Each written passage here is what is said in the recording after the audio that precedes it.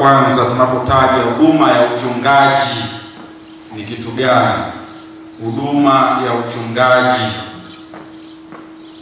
Huduma ya uchungaji tunasema ni jumla ya huduma ya uchungaji ni jumla ya matendo yote ya kanisa. Ni jumla ya matendo yote ya kanisa katika kuongoa na kuokoa roho za watu. Matendo yote ya kanisa katika kuongoa na kuokoa roho za watu. Huduma hii inabeba dhana ya kanisa kama mwili wa Kristo, kama vile ambavyo tunajua kanisa ni mwili wa Kristo, na pia inabeba dhana kwamba kanisa ni watu wa Mungu, kanisa kama hekalu la Roho Mtakatifu, kanisa kama familia ya Mungu na kama mahujaji wanaosafiri pamoja. Kwa hiyo katika kutoa huduma ya uchungaji tunajaribu kuangalia matendo yote ambayo wewe umepata mwaliko huu wa kushiriki, matendo yote unayoyafanya ili mwingine apate kuongoka na kuokoka na mwisho wa siku kufikia uzima wa milele. Kwa matendo yale yote unayoyafanya ndio tunayoyaita huduma ya uchungaji.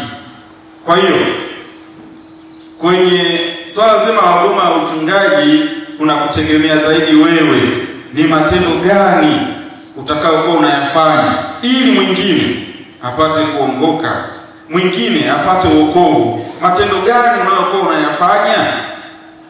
Sasa huduma hii ni ya kale sana. Ni ya kale sana, na muasisi ni Mungu mwenyewe.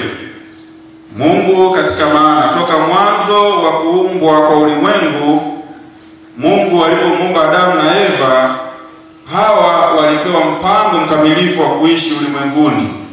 Lakini tunajua mwanadamu alipata kumkosea Mungu. Mungu mwenyewe akashuka kuanza kuwatafuta wanadamu, kuwatoa katika uharibifu waliokuwa nao. Kwa hiyo akaanza sasa kuwahudumia kwa kuwatafuta, kwa kuwaelekeza, kwa kuwaonya kwa adhabu kali.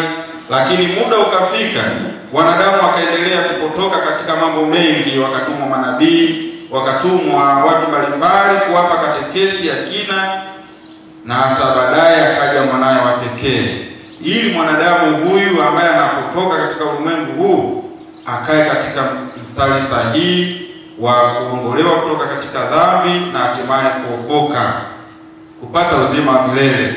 Kwa hiyo ni huduma ya kale sana. Leo hii wewe unapoanza kuitoa katika jamii, sio kwamba unaanza wewe. Maana yake wewe, mimi na yeyote yule tunapata kushiriki tu katika huduma ile ambayo Mwenyezi Mungu anaitoa kumwelekea nani? Mwanadamu. Kwa hiyo muasisi wa huduma hii ni Mungu, lakini yeye katika kutoa huduma hii Mungu mwenyewe analikabidhi kanisa nafasi sasa ya kushiriki kamilifu katika kutekeleza huduma hii. Na ndipo hapo sasa kanisa kwa kupitia mtaguso wake wa Vatikani ya pili, ndipo hapo sasa linahangaika kutoa mwongozo mzuri zaidi ili yule ambaye anashiriki katika huduma hii ya uchungaji aweze kuwa na mazingira mazuri katika kutekeleza kutoa huduma hii. Kazi msingi za huduma ya uchungaji. Wapendwa, tumesema kwamba ni jumla ya matendo yote ya pamoja yanayotendwa na wanakanisa, lakini matendo haya yanaweza yakawa mengi sana. Mengi sana. Lakini mtaguso wa pili wa Vatikani umejaribu kusummarize, kufupisha matendo yote tunayohangaika kwa ajili ya kuwaokoa watu katika majukumu makubwa manne. Na hapo sasa tunapopita katika jukumu moja hadi lingine, ndipo na wewe mwenyewe unaweza hata ukajipima, mimi katika uchungaji wangu hiki nafanyaga, hiki sifanyi.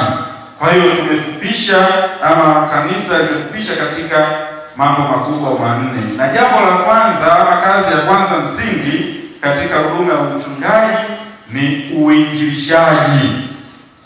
Kazi ya kwanza ya msingi katika kutoa huduma ya uchungaji ni nini? Uinjilishaji. Sasa katika kanisa, uinjilishaji maana yake ni kufikisha habari njema ya Kristo kwa watu. Wewe kunyanyuka kuhangaika kuhakikisha kwamba habari njema inafika kwa watu, injili ya wokovu. Hicho unachokifanya, tunasema kwamba unafanya uinjilishaji. Sasa katika kanisa, uinjilishaji una majina mbalimbali na pia una sura mbalimbali. Uinjilishaji, narudia hapo wapendwa, una majina mbalimbali na pia una sura mbalimbali. Kwa nini? Ni mbinu tu ya kanisa kwamba ukitubana hapa ili tusifanye uinjilishaji, tunaibuka na sura nyingine, alafu unatuona kama tumebadilika, kumbe tunahangaika na jambo lile lile. Haya mambo muhimu sana haya, majina mbalimbali na sura za nini? Za uinjilishaji. Jina la kwanza ama sura nyingine, uinjilishaji unapewa jina kwamba uinjilishaji mpya. Jina hili tumewahi kulisikia, si ndio? Uinjilishaji mpya. Sasa hapo uinjilishaji mpya ni kunogesha tu, kupaka rangi kitu, lakini hapo swala ni nini wapendwa? Ni uinjilishaji. Sasa kama watu watakuja na mbinu kwamba jamani tuweke magitaa hapa, tuwaite vijana, tupige muziki na nini, alafu tuwahubirie, tunasema uinjilishaji mpya. Lakini target yetu sio kunogesha na vitu vingi vingi hivyo. Target yetu hao mwisho wa siku, kadiri wanavyopenda kucheza na mayo magitaa na vitu gani, mwisho wa siku sisi tuambie jamani yupo Yesu, najua ambaye anatakiwa kufuatwa na kusikilizwa kila wakati katika maisha yetu. Ujumbe unaenda hapo, sawa?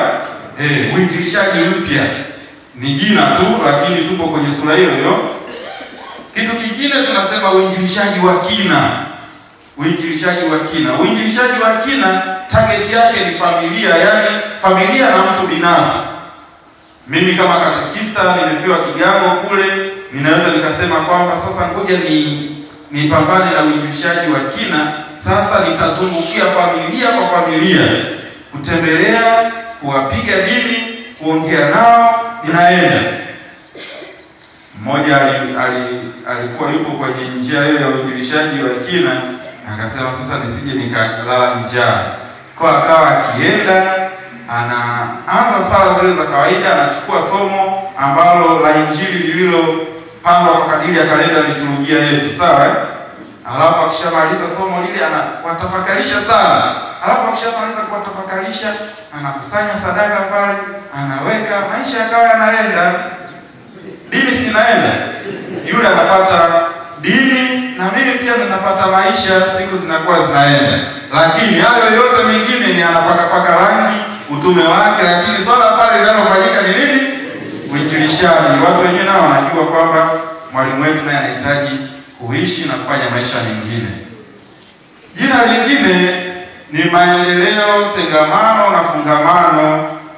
Ni jina lingine hilo la uinjilishaji katika kanisa, kwamba vipi jamani, sisi hapa tunataka kujenga hospitali, tuwasaidie watu kupata huduma. Naelewana hapo wapo masista pale watahudumia, mapadri wataalikwa pale waende kufanya kazi na nini, lakini target pale sio hiyo biashara. Target pale watu wanaokuja kuhudumiwa, kipindi wanashangaa watu gani hawa wanaohudumia hapa, pale mtu anaambia usijali, Mungu atakuponya, Yesu anakupenda. Unaona dini naenda hapa. Alafu mambo ya Mungu anasaidia, Mungu atakuponya. Unaweza ukawa unaona ni maneno rahisi ukiwa hujaugua sana, lakini ukipigwa na maradhi makali, alafu neno la mchungaji pale, mwalimu, sister, nani anafika na kwambia usijali, Mungu anakupenda sana. Neno hilo lina nguvu kupita maelezo. Kwa hiyo maendeleo, tengamano. Sasa hivi tunakutana na masista wanaajiliwa labda kwenye vituo vya afya vya serikali huko mtaani, sinaelewana mashule mbalimbali. Lengo lenyewe ni kwamba kipindi pale wao wanahangaika na elimu zao na nini, alafu sisi kama kanisa tunapenya kwa namna fulani hivi. Kuna maeneo mengine unaenda kanisa mruhusiwi kwenda kufanya utume kwenye baadhi ya nchi na mazingira mengine, sinaelewana hapo. Sasa unaendaje?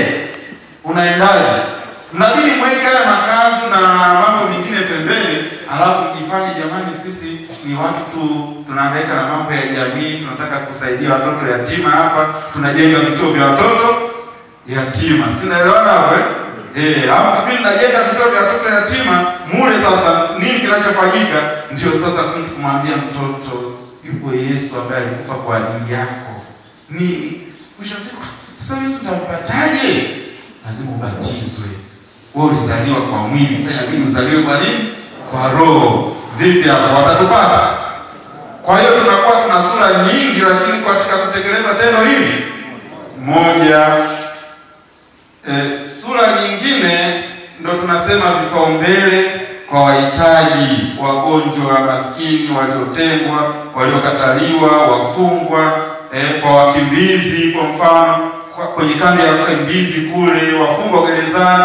Nitatoka tu hapa nasema jamani 80 nataka niingie gerezani niwafundishe dini. Inakuwa rahisi hiyo?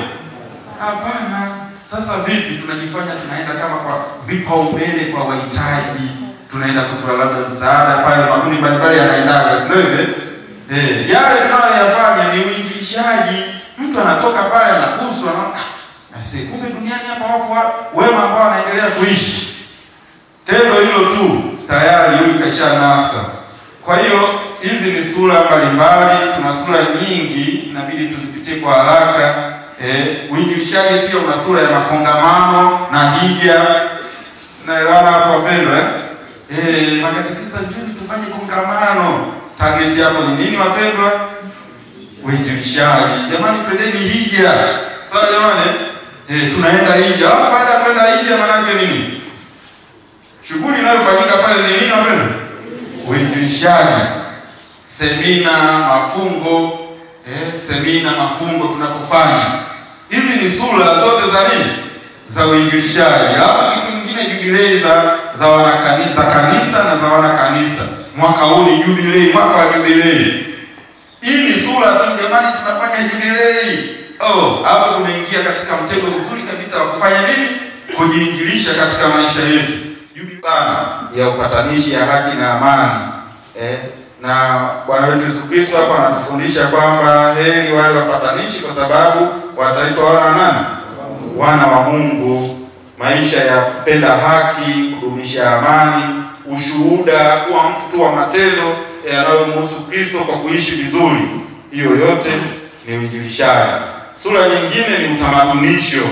Tunasikia kwamba jamani tufanyeni utamadunisho. Ni uinjilishaji katika mazingira halisi ya watu.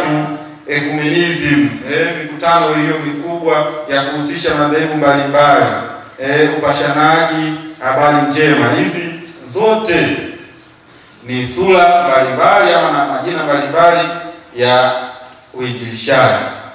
Katekesi ni sayansi ya kusambaza imani kwa watu, na ndipo huku tunampata nani? Mkatekista, sio hivyo? Huyu ni mkatekista, huyu ni katekista.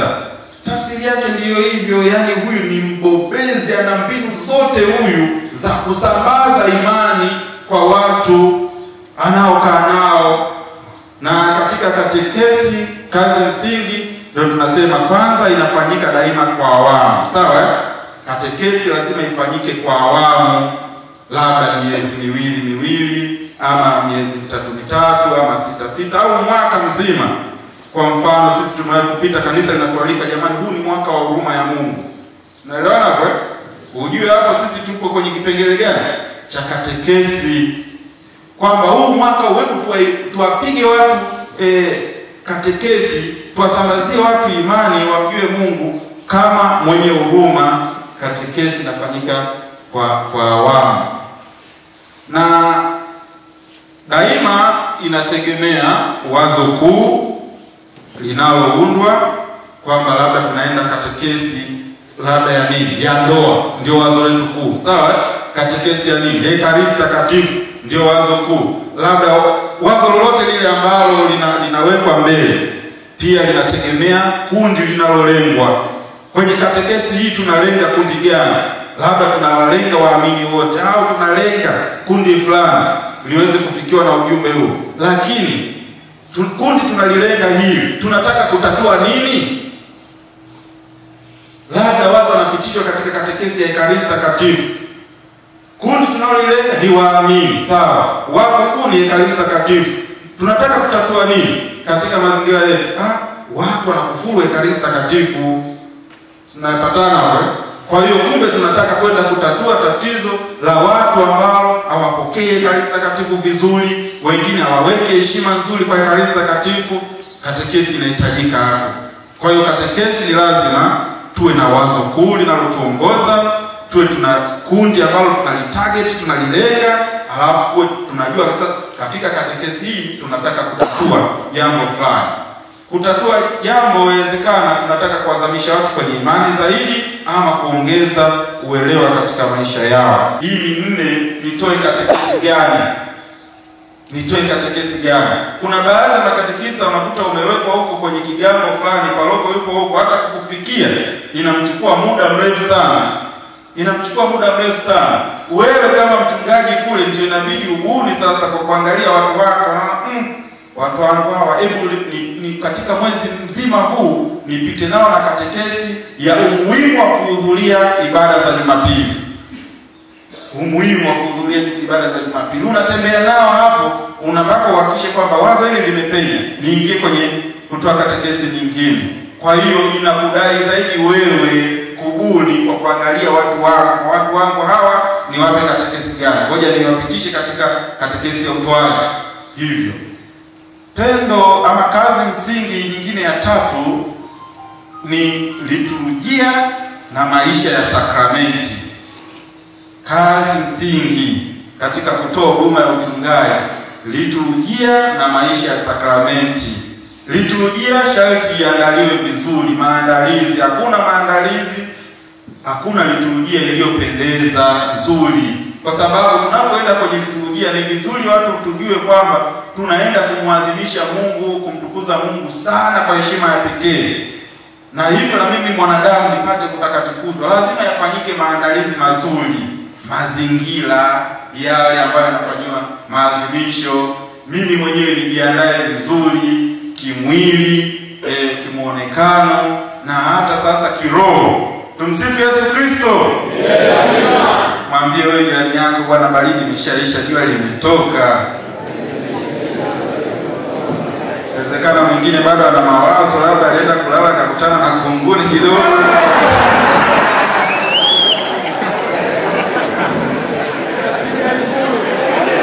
Anakuwa mawazo yale yanamuumiza mpaka kwenye kipindi. Sasa wewe unaweza ukalaumu hapa mpaka kipindi kinaisha, mpaka siku inafanya nini? Inaisha. Karibuni katika kipindi hiki cha leo wapendwa, sawa? Kwa hiyo liturujia ni muhimu sana iandaliwe. Na mimi na wewe ni wadau ambao, kwa sababu sisi ndio tunaotoa huduma ya uchungaji.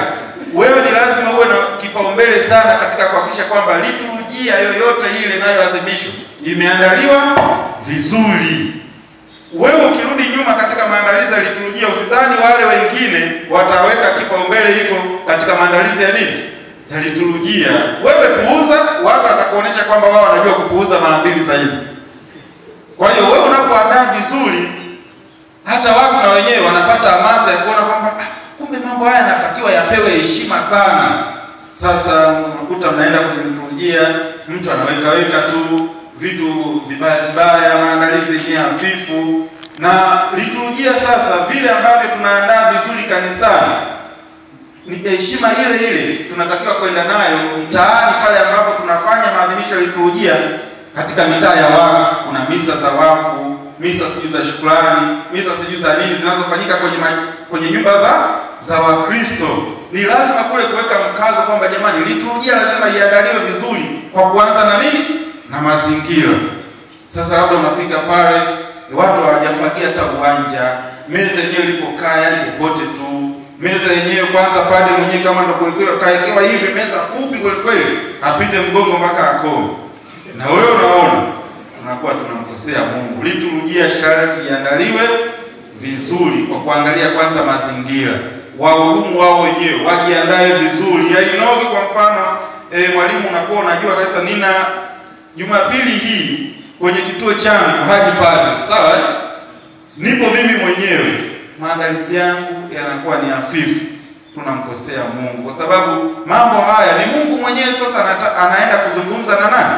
Na watu wake. Alafu kwa heshima kubwa nafsi yako sasa inapata hadhi kwamba sasa sauti ya Mungu itoke kwako. Kwa nini usijipe muda wa kujiandaa kutafakari neno lile la Mungu vizuri na kuwapelekea watu wale, hata kama ukaweka tu bla bla, kile kitu kinaingia kwao kwamba katuambia mwalimu, ndio mtu anajua sasa ile ambayo wewe ile bla bla anajua ndio dini yenyewe. Kumbe mwenzetu hujiandaa vizuri. Kwa hiyo tunamkosea Mungu. Liturujia yoyote lazima kuwe na maandalizi mazuri. Kwa hiyo inadai imani, mafundisho ya kina na maandalizi mazuri kama ambavyo tumesema.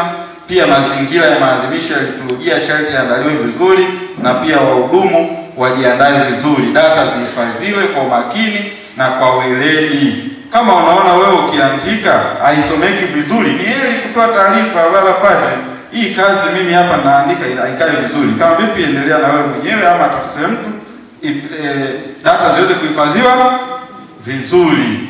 Sio kwamba siku umetoka wewe watu baadaye hata wajui kwamba hapa kiliandikwa nini, inakuwa sio nzuri. Kazi ya 4 ya msingi ni maisha ya kiroho ya waamini. Wapendwa, hapo ni muhimu sana. Tunapozidi kutoa huduma ya uchungaji ni lazima tuwe makini sana katika maisha ya kiroho ya waamini wetu. Wewe uko pale, ni lazima kwamba uwepo wako pale uchochee waamini kukua kiroho, kukomaa kiroho. Na sio kwamba uwepo wako wewe pale uwe ndio wa kuharibu maisha ya watu. Hapo hiyo dhambi sijui utaenda kumwambia nini Mungu, kwa sababu utakuwa na shughuli kudili hapo na maisha ya kiroho ya waamini, matendo yako, maneno yako, uhusiano wako na watu na jamii, kweli ionekane moja kwa moja unahangaikia makuzi ya maisha ya kiroho ya watu. Na unapohangaikia makuzi ya maisha ya kiroho ya watu, ujue kwa muda huo pia unahangaikia maisha yako. Naelewana? Muda huo utakuwa unahangaikia maisha yako, kwa sababu kuna kitu labda ungetaka kufanya. Hapa kuna waamini wangu hapa, sijui wakaniona wakanisema, kumbe na wenyewe wamekupiga breki kwamba mwalimu uko naenda wapi, rudi, muda huu sio mzuri. Unaona? Kwa hiyo maisha ya kiroho, kuwajengea waamini wakuwe na wakomae kiroho, jambo la msingi sana. Sasa ikawa natokea wewe kadiri unavyozidi kuimarisha watu wako, watu wale wamejaa matusi, ubishi kanisani, kwa padre, kwa nani, ukizubaa tu padre wanakudunda. Sasa manake hapo sisi tunafeli kuwajenga wa kiroho. Kwa hiyo hapo tuna kazi kubwa sana, ndugu zangu wapendwa, katika kutoa huduma ya uchungaji. Maisha ya katekista yasiwe kikwazo kwa watu kumjua Mungu vizuri. Maisha yako yasiwe kikwazo, yasiwe kikwazo. Ni heri uweke bidii yote kuhakikisha kwamba watu kwa kupitia hata maisha yangu, labda siongei sana, lakini maisha yangu yanafanya nini? Yanajieleza, ni darasa tosha.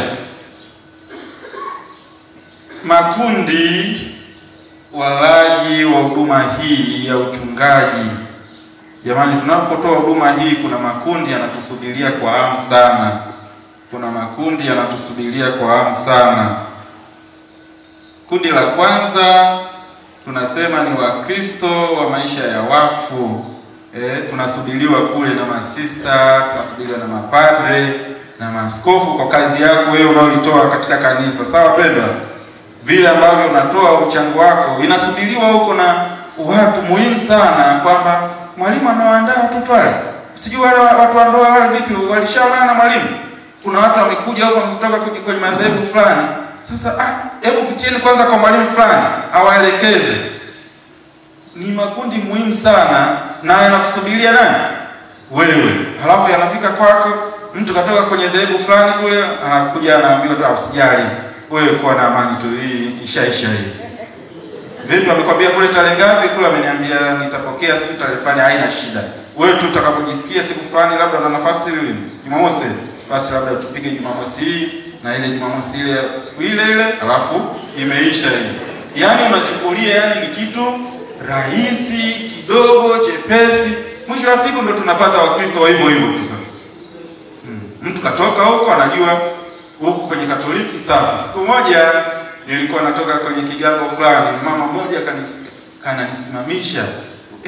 Simama, nikasimama pale. Anambia tumsifu Yesu Kristo, nikamwambia milele amina. Sasa kigango chenyewe kidogo, nikamwambia lakini sijawahi kukuona kanisani. Akasema padre, mimi nimekuwa na sali KKT. Sawa. Sasa mimi nataka kuhamia Katoliki bwana. Mimi huku mambo yao hata sielewelewi. Anambia safi, karibu. Kwa nini unataka kuhama huko? Sema mimi kwanza wamenifungia huko. Nikamwambia wamekufungia kwa nini? Sema mimi pale kwenye biashara yangu dukani pale ninauzaga bia. Sasa mimi wamenifungia huko, sielewi, na mimi ndio biashara yangu nayotegemea, mimi nataka nihamie Katoliki. Nikamwambia kwa nini unataka kuhamia huko sasa? Akasema wala huko kwenye Katoliki huko wenyewe wanaruhusiwa kuuza pombe. Tumsifu Yesu Kristo. Sasa wewe mwalimu anakuja mtu wa hivi kwamba anahamia kanisani kwako kwa sababu unauza pombe. Hii inakuwa ni sababu ya kumpokea kirahisi hivyo? Kwa hiyo unajua kwamba huyu anahitaji kwanza kupewa mafundisho mengi mazuri. Alafu mtu kama huyu analetwa sasa kwako. Kaenda huko kwa padre, paroko anambia nenda kwa mwalimu kule basi akupitishe kwenye mafundisho, alafu baadaye tutakupokea, utakiri imani na nini. Alafu wewe ndio umefika kule, umempokea, anambia haina shida, kwa na amani tu. Tutakutana Jumamosi hii na ile kule, alafu tutakutana kwenye tukio husika. Tayari hapo tumeshakosea. Kwa hiyo ni muhimu sana tujue huduma yetu inasubiriwa na watu wengi, watu wa maisha ya jamii, sio lazima Wakristo. Kule ulipo unapokaa na watu, kwa makini unavyoongea. Watu wanaweza akawa wamebishana kijiweni kule, una maswali kibao, alafu ukatokea pale kwamba sasa hapa yupo katekista, wewe umuulize sasa lile swali uliokuwa unaongea lile, alafu anakupiga pale swali kwamba sijui kitu fulani. Sasa baada ya wewe kusimamia mafundisho msingi, unajaribu kuangalia, unaona amna banayo mambo ujue yanaelezwa tu. Hata Biblia ujue ina makosa mengi sana. Tayari yani unakuwa umekosea kweli. Watu wale wamekuona kwamba wewe ndio unaenda kutoa nini? Suluhisho ya yale wanaohangaikia. Alafu wewe nao unapiga tikitaka nzuri mpaka inakuwa ni ovyo kabisa. Kundi lingine ni jumuiya za wanakanisa na madhehebu ya Kikristo. Kuna sehemu unajikuta mwalimu umezungukwa na madhehebu kibao, na wewe sasa pale ndio chifu. Yaani wewe pale kani mazingira kama yale, yani ni kama askofu fulani ambaye watu wote pale ndio wanategemea ukweli kutoka kwako. Madhehebu kibao, tegemea maswali mengi sana. Watu wa Kristo wao wataenda kule, watakutana na mambo ya tofauti, watarudi eti mwalimu sio hivi na hivi na hivi. Watoto na wenyewe watakuja na maswali kibao. Shindilia imani ya kweli. Ukilegeza tu watu na wenyewe wanaona dini yao ndo ya hivyo hivyo. Huduma hii tunayoitoa wapendwa ina sifa zake. Na sifa ya kwanza tujue kwamba huduma hii ni tendo la kanisa, vile ambavyo kanisa ndio Yesu mwenyewe aliliasisi na kusema kwamba juu ya mwamba huu nitalijenga nini? Kanisa langu. Ni tendo la kanisa. Kwa hiyo mimi ninapofanya kumbe ninashiriki katika huduma ya kanisa kikamilifu kabisa. Sifa ya pili katika huduma ya uchungaji ni uwajibikaji. Uwajibikaji. Wewe mwenyewe ni lazima kutambua kwamba kila sehemu ambayo nitakayokuwepo, cha maana pale ni kufanya nini? Kuwajibika kwa utume ambao nimepewa. Kwa ajili ya tendo lolote nalolifanya pale, liwe lina uhusiano moja kwa moja watu waweze kumjua nani? Mungu. Ndio sifa yake. Huduma ya uchungaji pia ni huduma ya wazi. Daima tunatoa huduma hii wazi, lazima tu itaonekana mimi ninafanya hiki na ukifanya tofauti watu watasema tu huyu afanye huduma ya uchungaji. Kule anapoenda hakuna huduma inayotolewa kule kuna jambo lingine. Watu watasema, halafu maneno yakikufikia unakutana unaanza kupaniki kweli kweli. Nyinyi mmeniona wapi? Si nani na nini? Usipaniki, tulia. Mambo ya Mungu. Wewe mshirikishe Mungu. Kama kweli umekosea, unamwambia Mungu, kweli nimefanya nini? Nimekosea, nipe nguvu niweze kutoa huduma yako inavyostahili. Nani kakwambia? Nani kakwambia? Sasa mwisho utaanza kugombana na waamini wako. Utagombana na waamini wako wote, hapo utamhudumia nani? Na sehemu nyingine ndio unakutana sasa na waamini ambao mkigombana kidogo tu na wenyewe nazira, hawaji sasa kanisani. Utakosa vipaji vya Jumapili huko. Hapo unalia. Huduma hii wapendwa inaanza kwenye jumuiya uliopo pale. Kama ni Kigamboni kwako, inaanza pale. Ni lazima uhakikishe kwamba unaitoa wale wanaokuzunguka wanufaike na huduma yako. Na kwa mwalimu kwenye familia yako pale, lazima watu waone kwamba mimi kweli nimemuoa mkatekista. Mimi kweli nimeolewa na mkatekista. Ionekane kuna huduma pale nzuri. Inaendelea vizuri pale ya maisha ya kiroho, na wengine pia kama wanataka kuangalia familia waweze kuona pale, jamani, nendeni kwa katekista, mtaona mambo mazuri yanayofanya nini? Yanaendelea. Vipi katekista nyumbani kila siku ni ngumi, watu mpaka huko Waislamu wanakuja kuamlia wapendwa. Hapa inakaaje hapa? Yaani hapo huduma ya uchungaji ujue ina gap kubwa sana. Kwa sababu siku ya Jumapili ukaenda kuwahubiria watu kuhusu maisha tena ya ndoa, watu wanasema leo mwenyewe umeona kakundana na mke wake jana. Inakaa haikai vizuri. Kwa hiyo maisha ya huduma ya uchungaji tunaanza nayo pale kwenye jumuiya tuliopo. Na jumuiya yetu ya kwanza pia sisi ni familia, alafu tunapanda kwenye jumuiya za Wakristo zinazotuzunguka, kigango, na mwisho wa siku nini? Parokia. Huduma ya uchungaji ni zawadi ya Roho Mtakatifu pia katika kanisa na kwetu. Roho Mtakatifu ndio analiongoza kanisa. Na hivyo mimi ninaposhiriki katika kutoa, tujue kabisa ni Mungu mwenyewe ndio ambaye anatenda, anakuongoza wewe. Wangapi mmejikuta kwamba Jumapili umeandaa tafakari yako vizuri, alafu huko katikati ya membari unapiga neno, unakuta unaanza kuhubiri vitu vingine ambavyo hata ukuvipanga na ukuviandaa? Wangapi? Yanatokea mara nyingi kwamba mimi nimeandaa tafakari yangu hivi, lakini uliposimama pale ukakuta mara ukatoa na mfano gani, mara si ikaja wazo gani, likaja na lingine, alafu baadaye unatoka ukaa unasema unajua sikujiandaa vizuri. Roho Mtakatifu anatenda, kashaona kaza wewe leo umeamka hauna material. Hauna lolote. Na sasa anafanya nini? Ngoja nimuongezea hata hekima hii kidogo imsaidie kwa watu wangu siku ya leo. Wewe unabaki kushangaa tu, siku ya panga lakini Mungu ametenda. Kwa hiyo ni zawadi ya Roho Mtakatifu. Huduma hii ya uchungaji pia inajumuisha huduma nyingine za utumishi katika kanisa. Kuna majitoleo mbalimbali ambayo utabidi uyatoe. Hakuna namna wapendwa. Sawa? Kuna majitoleo mbalimbali ya utumishi ambayo utatakiwa ufanye, ushiriki, na hayo yote unapoyafanya vizuri ndio Mungu mwenyewe sasa anapata kutenda kazi, na mwenyewe utajikuta una amani sana. Kanuni zake. Huduma ya uchungaji na kanuni zake. Na kanuni hizi zikikosewa inakuwa ni hatari. Kanuni ya kwanza tunasema kuelewa kanisa ni ya kibinadamu na kimungu kwa asili. Kanisa ni vyote, lina ubinadamu wake na lina umungu wake.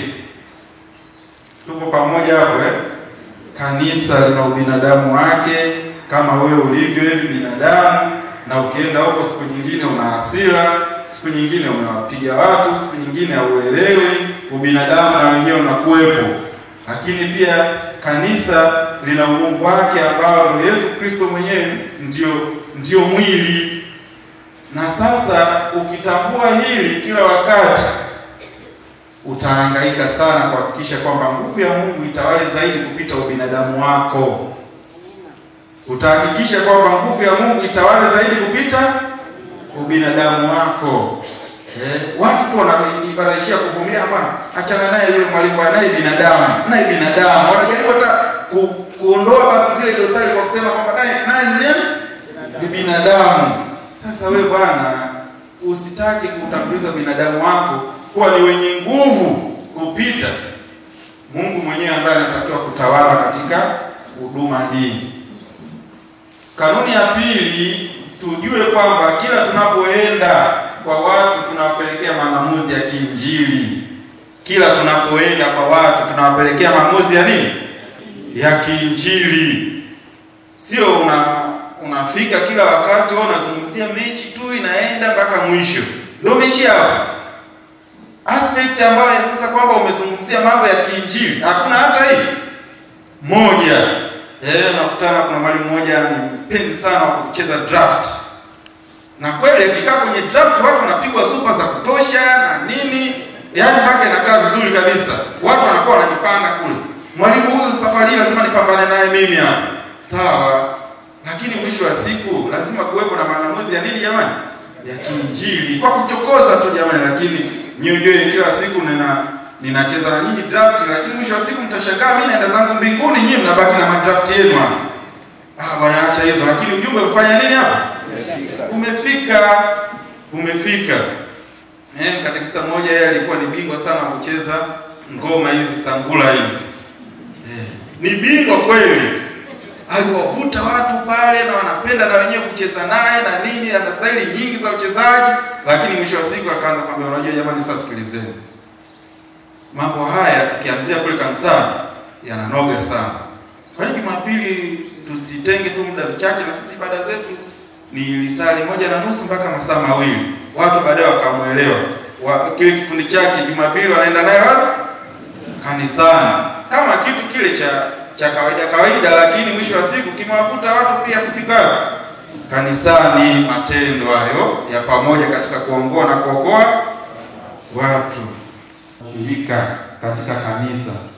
Kanuni nyingine ni kukuza moyo wa utumishi na majitoleo. Yaani kwa kadiri tunavyozidi kutoa huduma ya uchungaji, tuweze kuona watu kweli wanaamka katika moyo wa nini? Wa majitoleo, moyo wa kumtumikia Mungu.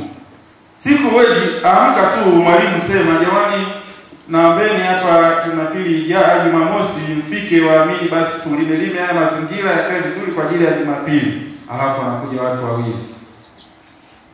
watu wawili. Hii ikupe kabisa taarifa kwa mwako. Kuna kazi hapa imepoa sehemu fulani. Watu wa huduma tunapozidi kuwatolea ni lazima waendelee kukua pia katika moyo nini? Wa majitoleo na utumishi. Pale wewe kazilizia tunatangaza neno la nini hapo jamani? La Mungu. Kuta nyingine ni tunasema koinonia, ukuzaji wa jumuiya. Siku zinapozidi kwenda, hakikisha jumuiya zako zinafanya nini? Zinakuwa. Sasa muda unazidi kwenda, jumuiya zinaporomoka. Watu walikuwa wanasali 20, sasa hivi wanasali 10, wanasali 5 na umerelax. Kuna tatizo hapo. Kuta hii nyingine kutujulisha kwamba tuko kweli kwenye mstari sahihi katika kutoa huduma ya uchungaji, ni kukuza jumuiya za waamini.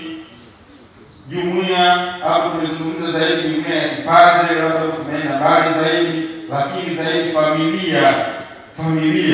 Jumuiya ya kipadre ione gepu katekisa anapokuwa hayupo. Ione gepu kwamba katekisa ndio bwana ameanza unajua kuna walimu wengine wananiwaza kwa Kenya hata kusema tunasema sasa fulani pale kitu kinamuuma. Sasa sikiliza kwanza, kwani wewe unataka kuondoka hapa hivi na nibaelezo mengi, kumbe pale anaona huyu akiondoka hivi ndio yake mimi kuziba hapa ni kazi. Kuna makatekisa wamekuwa ni msaada wa mapato hivi kiasi ambacho pale kila kijipanda anajua kabisa kwamba waamini wangu wale nataka kwenda kuambia jambo fulani, lakini hii ngoma mimi hapo nijua nikeni sitoboni. Na hapa katekisa yule pale anapenya kirahisi tu. Kwa hiyo nenda. Unahitajika hivyo, unakuza jumuiya ya kipadre kwa sababu ya umuhimu wako pale, na umuhimu wako daima unakuwa katika kutekeleza majukumu yako kikamilifu, kiasi ambacho watu wanaona huruma na wewe mwenyewe unazidi kustawi.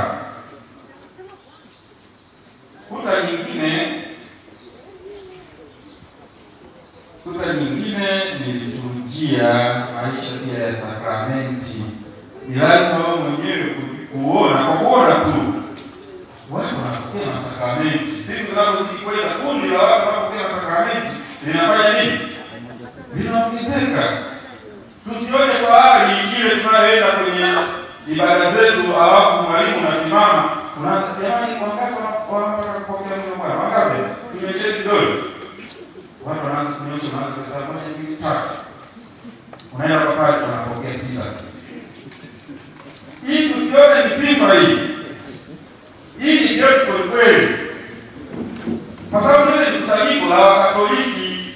Sawa Pedro? Hili ni kusanyiko la Wakatoliki. Hawa wanatakiwa wote katika maadhimisho ya sadaka tunapofanya wote pale, kwa sababu ni tambiko, wote lazima tushiriki mwili wa nani?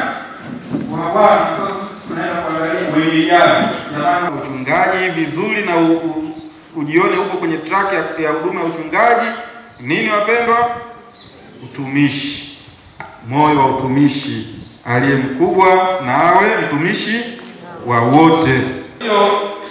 Hiyo ilikuwa ni dondoo yote ya kuhusu huduma ya nini wapendwa? Ya uchungaji. Tulikuwa tunapita hapo katika kuelekezana mambo msingi katika huduma ya uchungaji. Huduma hiyo ambayo tumeiona, hizo kanuni, sijui vitu gani, vyote hivyo vinahitaji sasa sisi tuwe waaminifu katika kile ambacho tunafanya nini? Tunaenda kukitoa kwa watu. Tuwe waaminifu. Na uaminifu huu tunaugawa katika mazingira gani? Tunasema kwanza, uaminifu ni msingi wa huduma yoyote ya Kikristo. Uaminifu ni msingi wa huduma yoyote ya Kikristo. Na uaminifu tunaugawa kwamba wewe kuwa mwaminifu kwa Kristo. Ya kwanza kuwa mwaminifu kwa nani? Kwa Kristo. Kila wakati ujue kwamba unayemtumikia ni nani? Ni Kristo. Ni Kristo. Umtambue kwanza katika moyo wako, katika maisha yako. Na hapo ndio utakapoweza kuona kwamba kwa nini mimi niweze kuwa mwaminifu katika utumishi unaofanya, kwa kupitia labda sala na maisha yako safi ya kiroho. Uaminifu kwa kanisa. Kanisa linakudai kwanza kama muumini, lakini linakudai pia kama mtumishi. Uaminifu. Uaminifu kwa jumuiya uliopo na wale wanaokuzunguka, kupitia ushuhuda wa maisha yako na matendo mema. Uaminifu. Na kinachodhoofisha uaminifu wa mkatekista ni pale ambapo tunaishi maisha ndani yake hatuna muda wa kusali na kutafakari. Hatuna muda wa kusali na kufanya nini? Kutafakari. Unaishi tu kama mtu mwingine yeyote tu anavyoishi kule, na wewe unaishi hivyo hivyo. Tayari kosa. Ni lazima mkatekista ambaye ndio mwanasayansi mwenyewe wa kusambaza imani kwa watu, lazima kila wakati atenge muda katika maisha ya sala na tafakari. Na tabia nyingine zisizofaa ambazo mtu anazivaa kama vile ubishi, majivuno, fitina, uchoyo na mengine mengi yanayofanana na hayo. Haya mtu anapoyashikilia, mwisho wa siku taratibu yanamfanya asiwe mtu mwaminifu katika huduma anayoitoa. Kutanguliza maisha binafsi badala ya utume, na hapo kunakuwa kuna shughuli kweli. Mtu anakuwa busy na maisha binafsi. Kila chochote ambacho unatakiwa ukifanye, uanze kufikiria hivi, kule nikienda nikifanya hiki nitapata nini? Pale mimi nitapata nini? Kwanza kule leo watu hawatakuja, wala chache watajua wenyewe. Yaani ukitanguliza hivi, mwisho wa siku huduma hii ambayo tunataka kuitoa tutajikuta tunashindwa. Jinsi ya kudumisha uaminifu katika huduma, kwanza ni kuishi maisha ya sakramenti, ekaristi, kupokea kitubio kila wakati, maisha ya sala. Kwa sababu unapozidi kujiunganisha na Mungu zaidi, ndivyo utakavyotamani wengine waweze kuungana na nani? Na Mungu. Kujifunza pia mafundisho ya kanisa kila wakati. Kupitia tu kwamba leo sawa, nimepita huko, hebu nijaribu kuangalia mambo ya maadili, kanisa linasemaje kuhusu mambo haya, kanisa linazungumzaje kuhusu jambo hili. Kujifunza mafundisho ya kanisa kwa kusoma, kwa kupitia vitabu, lakini wengine pia tuna simu kubwa hizo, kujaribu kuingia mule, kuuliza kwamba hivi kanisa linasemaje. Kitu kingine tunasema kuwa na mwenendo unaoonyesha kuwa kweli wewe ni katekista. Watu wanapokuona waone kabisa kwamba jamani, katekista bwana alikuja jana alitukaripia sana mambo haya. Watu wamepata changamoto kule, waone kwamba ngoja tumkimbilie katekista, mwalimu wetu ataenda kutusaidia, atatushauri. Lazima watu wakutambue moja kwa moja, hata kwa mavazi, muonekano, maneno yako, uhusiano wako, watu waweze kuona kabisa kwamba hapa kweli tuko na katekista. Katekista daima kwenye jamii anayoishi, kwetu kama kanisa tunamtazama kama ni taa ya wengine, na yeye mwenyewe asiyoigiza kwa watu, kwa sababu kwa asilimia kubwa watu watajaribu kuyalinganisha maisha yao na wewe, kwa sababu kama ni familia wao wanayo na wewe unayo nini? Familia. Wana watoto na wewe una watoto pale. Watu watajaribu kuangalia kwamba katekista anapodumisha upendo, majitoleo yake, na wengine wanaona kabisa kwamba katekista huyu tunajua kipato chake kidogo, lakini anawezaje watoto wao kusoma, anawezaje wanafanikiwa hivi. Kumbe ni sadaka, sacrifice ambazo huyu katekista anazitoa kwa ajili ya familia yake, majitoleo kwake mwenyewe, kwa familia na kwa kanisa zima. Watu wanapata cha kujifunza. Kwa hiyo maisha ya uaminifu yanatupa sisi nguvu ya kufanya na kusherehekea vizuri jubilei kuu, sisi ambao ni mahujaji katika matumaini. Jubilei kuu tunajua kwamba ni mwaka wa neema kuu uliotangazwa na Baba Mtakatifu Francisco kuadhimisha fursa ya kutubu, kusamehewa na kuanza upya. Mambo tunayajua, na kauli mbiu ndio hivyo, tunasema mahujaji wa matumaini ama mahujaji katika matumaini. Ni sisi tunaalikwa kama kanisa. Kwa hiyo maisha ya huduma uchungaji, na sisi tunapokuwa waaminifu, tutajikuta hii sherehe tunaifanya vizuri sana, huu mwaka wa jubilei, kwa vile ambavyo unavyotudai tutausherehekea vizuri. Malengo ya jubilei kwa mkatekista, tunajua kuwa mwalimu wa tumaini katika mazingira ya hofu na watu waliokata tamaa. Wewe kuwa mwalimu katika mazingira ya watu waliojaa hofu, watu ambao wamekata tamaa. Sasa hao ni mahujaji na wewe pia ni mahujaji. Wewe ndio unatakiwa kwenda kuwatia nini wapendwa? Moyo. Watu wasikate tamaa, wasikae na hofu, waone kwamba maisha yao ya imani wako kwenye mikono salama. Kuwaongoza waamini kuelekea maisha mapya katika Kristo, kuacha njia mbovu, watu waweze kuona kwamba wana kazi wanayotakiwa kuifanya kuelekea maisha mapya ya kumpendeza Mungu. Na malengo mengine ni kuimarisha uinjilishaji mpya kwa moyo wa kichungaji. Jamani, tuko katika mwaka wa jubilei, sawa? Sasa mwaka wa jubilei tunaamshaje kule watu? Ili tuende tukawahamishe watu, na lazima mimi mwenyewe nijiamshe kuwa na moyo mpya sasa wa kichungaji. Sasa katekista amekwazana na padre wake huko, kwa hiyo kama kazila hivi kutoa huduma nini? Ya uchungaji. Yeye yupo kimya kabisa, anajitenga, apate kushiriki kikamilifu, kwamba mwenyewe hata ukifanya sana huyo hana moyo hata shukrani. Mtu mwenyewe tunamsaidia tu hapa, muda mwingi kwanza analala, alafu anatoka huko amelala, anakuja kukusema tu sisi. Makwazo ambayo umeyapata kidogo ndio yanakuvunja moyo kabisa kwa wewe kutoa huduma ya nini? Ya uchungaji. Kwa hiyo malengo ya jubilei ni sisi wenyewe kuamka katika kutoa huduma hii, sisi wenyewe kufanyika wapya na kukubali kwamba yaliyopita yamepita, hebu nianze upya. Huu ni mwaka wa nini? Mwaka wa jubilei.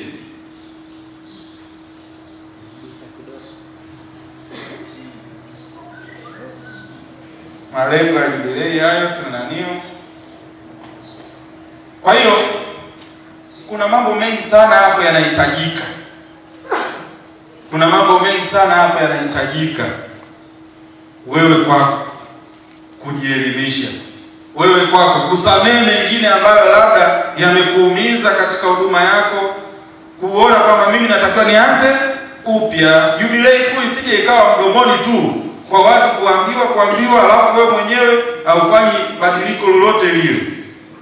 Kujielimisha zaidi, kujielimisha kila wakati, kuona una kitu moyoni mwako ambacho Mungu amekipanda, ambacho wewe mwenyewe ukikitumia kinasambaa kwa wengine, lakini ukikaa tu kimya, mwisho wa siku shughuli haitaenda. Kwa hiyo kukuza roho ya maombi sawa na hija, kama vile ambavyo tumeweza kufanya kwa kongamano, watu wanaweza karudi kwenye dekenia zao wakakuza moyo huo wa kwenda hija sehemu fulani na kukaa pamoja, inakuwa inajenga. Kwa kuwapelekea masomo ya imani, kwa kuwapa katekesi na mafundisho ya Baba Mtakatifu mbalimbali ambayo yanatolewa kwa kupitia mwaka huu wa jubilei. Hizi ni kazi zetu, lazima tuzifanye. Ni mwaka wa jubilei. Sasa mimi ninajikuta kwamba nipo kwenye mwaka wa jubilei, lakini utume ninaofanya katika mwaka wa jubilei na mwaka ambao sikuwa kwenye jubilei hii ya kanisa ni vile vile tu. Kuna jubilei za kanisa ambazo zimetangazwa kwa kanisa zima, lakini jubilei za kanisa ambazo zimetolewa kwa kadiri ya mwongozo wa jimbo husika, kwamba sisi licha zimetangazwa nyingi, sisi tutakuwa na jubilei 1, 2, 3 ambazo tutazitekeleza katika utume wetu katika jimbo. Sasa unakuta zinapita na mkatekista yuko pale ashtuki hata jubilei hii moja inakuwa tumekuwa katika kiroho, kiimani, hivyo mpaka waamini sasa waje kuona mwaka huu ni wa jubilei. Sasa mbona hatuoni chochote? Nasema kule paroko hajaamua chochote. Jamani, hiki ni kipindi ambacho hadi sisi wote kama mawakala wa kutoa huduma ya uchungaji, ni kuangaishana kwamba bwana kuna jubilei tunafanyaje? Kuna hiki paroko kufanya nini? Au kama unaweza kufanya hiki fanya, mimi nitafanya hiki. Watu wanagawanya majukumu na mwisho wa siku wanaenda. Tunawezaje tukajiandaa vizuri na jubilei hii? Tunawezaje? Kwanza tumesema kujiimarisha kiimani sisi wenyewe na kielimu katika maana kupenda kusoma neno la Mungu, kujielimisha pia kwa kupitia makala mbalimbali za kanisa zinazotolewa, mimi kubobea kuzisoma, kuangalia changamoto ya waamini huko wanapitia changamoto gani. Sisi kanisa tunasema nini? Kujifunza hapa ili mambo daima yakae vizuri. Kufanya semina, kutoa semina mbalimbali. Kama mkatekista ni lazima kupanga semina kwamba jamani, safari hii sehemu fulani kutakuwa kuna semina hii. Unashikilia kazi hiyo wewe mwenyewe, unatoa pale mafundisho yako. Watu licha watu wengi wanaweza kaenda kuapa semina, lakini pia na wao unapoenda neno lako pia linakuwa lina nguvu katika mazingira yao. Kupanga semina mbalimbali. Batizo. Sasa wazazi wapige semina. Watoto wanataka kupokea Ekaristi Takatifu, wapige wazazi nini? Semina. Watoto wanataka kupokea kipaimara, ndio ninaingia kwa kupiga nini? Semina. Lakini hapo katikati siangaiki katika kuhakikisha kwamba watu wanashiba semina mbalimbali. Tunakuwa tunakosea sana. Kuimarisha katika kuweza kutoa semina mbalimbali. Hiyo ni katika jumuiya ndogo kule, ili imani iendelee kukua kwa watu. Kuwa waandaaji wa hija mbalimbali na matendo ya huruma katika ngazi ya parokia. Kwa mfano, mimi kama mdau muhimu lazima kuchochea, kuimarisha, kusisitiza, ili mwisho wa siku watu waweze kuona kwamba kweli tupo katika mwaka wa nini? Wa jubilei. Mwaka wa jubilei inafanya huduma ya uchungaji kuwa ni nyenzo muhimu sana katika kusherehekea jubilei kuu. Wewe utathmini unasimama upande gani? Iwe ni katika utendaji wa Yesu, vile ambavyo alikuwa anahangaika kuzurura huku na kule kuhakikisha kwamba watu wanapata kumjua Mungu. Yesu alikuwa anazunguka huku na kule, si ndio hivyo? Unasimama upande gani kuhakikisha kwamba watu labda wanajua ufalme wa Mungu vizuri, utendaji wa ukombozi wa watu, kuhakikisha kwamba kweli wanapata kukombolewa. Na wakati mwingine mambo haya tumesema yanategemea mafungo mbalimbali ambayo yanakuwa yanafanyika. Utegemea pia ufanyaji kazi wa pamoja. Jamani, tufanye kazi na mapadri wetu na viongozi, kamati tendaji na wote katika kanisa, tufanye nao kazi pamoja. Tukijiweka tu pembeni kwamba mimi ni mkatekista, wao ni mapadre, wao ni kamati tendaji, kuna sehemu tutakuwa tunakwaya, mwisho wa siku hatufikii malengo. Ni lazima tujiweke pamoja katika kufanya kazi pamoja. Na hiyo teamwork inakuwa inatusaidia sisi kwanza tujione wote sawa na kila mmoja ana karama ya pekee katika kutekeleza haya yote. Vitu ambavyo vinahatarisha huduma hii ni watu kutanguliza utaalamu badala ya utumishi. Sawa? Tunataka kujionyesha kama sisi ni wataalamu badala ya kufikisha utumishi kwa watu. Ama sisi wenyewe unakuta makatekista wanajichukulia poa kweli kweli. Anajichukulia yeye ni mwepesi rahisi hivyo. Wewe sio mwepesi hivyo. Unatembea na jina la kanisa nyuma yako. Unyamavu wa kichungaji. Katekista hapatikani kwenye mambo ya kichungaji. Yaani anatafutwa mpaka haiwezekani. Haupo available kwa jamii. Ni lazima uwe available kwa mafundisho yako na kwa utendaji wako wa kila wakati. Tabia hasi ambayo inamtawala mtu, tumesema labda mizizi ya dhambi kama tulivyotaja hapo kidogo, yote tusizipeleke mbele mpaka unakuwa ni kero. Kwa hiyo kumbuka tu, katekista si mwalimu tu, bali ni shahidi wa maisha ya imani.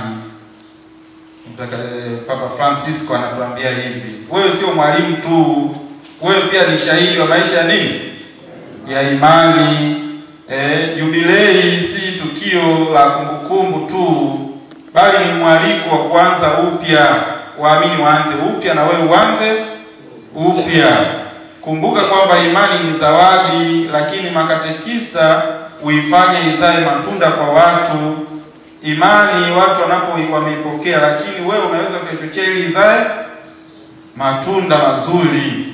Makundi ya Wakristo ambayo yanatuzunguka ndio haya ambayo tunaweza tukayataja hapo kwa ufupi, kwamba wapo Wakristo ambao wapo watu ambao wamesikia habari za Yesu lakini hawako tayari kumkubali na kumpokea Yesu katika maisha yao. Wapo Wakristo wanaokumbuka kuwa wao ni Wakristo siku za sherehe tu, Krismasi na Pasaka. Ndio makundi ambayo yanakuzunguka hayo.